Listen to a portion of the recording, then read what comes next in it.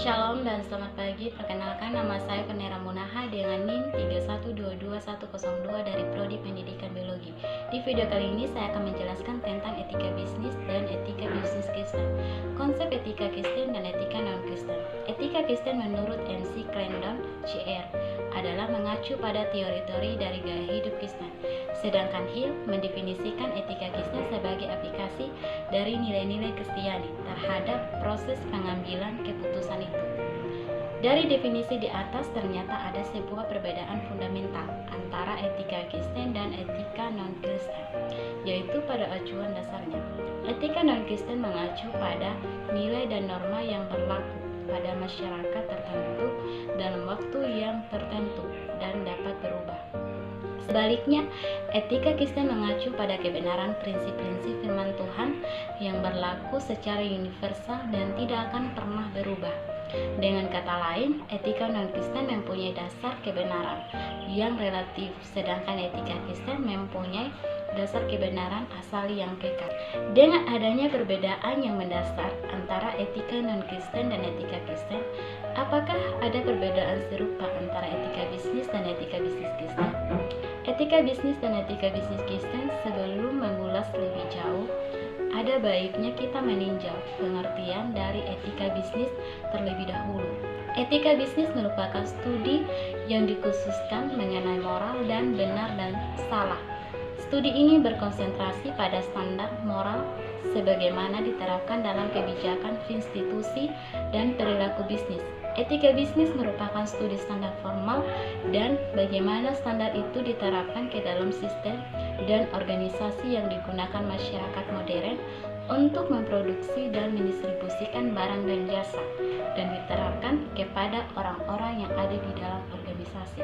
Di pihak lain, pandangan gereja terhadap bisnis dapat berbeda-beda. Sejarah mencatat dunia Yunani tidak mempunyai konsep tentang panggilan dan menganggap bekerja adalah sebagai kutukan. Pola pikir ini sangat mempengaruhi pandangan gereja mula-mula, sehingga sebagian besar bapak-bapak gereja mula-mula dan menerapkan pendekatan atas dan bawah dalam kehidupan. Berada dalam urutan tertinggi adalah rohaniawan yang tidak melakukan pekerjaan biasa di dunia. Secara universal, bidang bisnis biasanya menempati urutan kedua atau bahkan ketiga.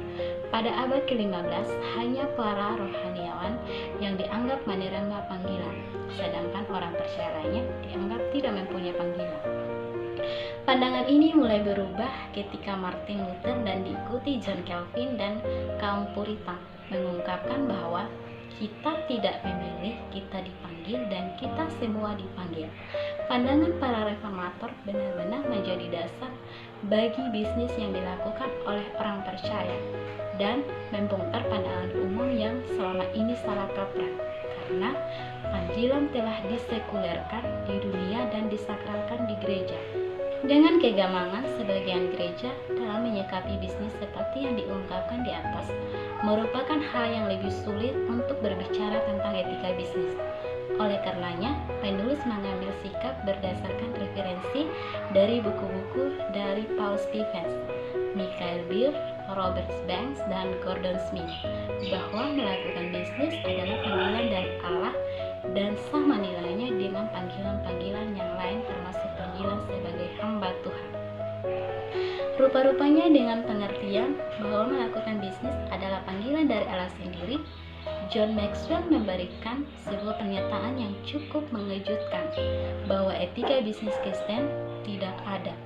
Yang ada hanyalah etika tunggal bagi setiap aspek kehidupan, dengan menerapkan satu set etika bagi kehidupan profesional, satu set etika bagi hidup spiritual, dan satu lagi untuk kehidupan bersama keluarga, akan menjerumuskan manusia dalam kesulitan.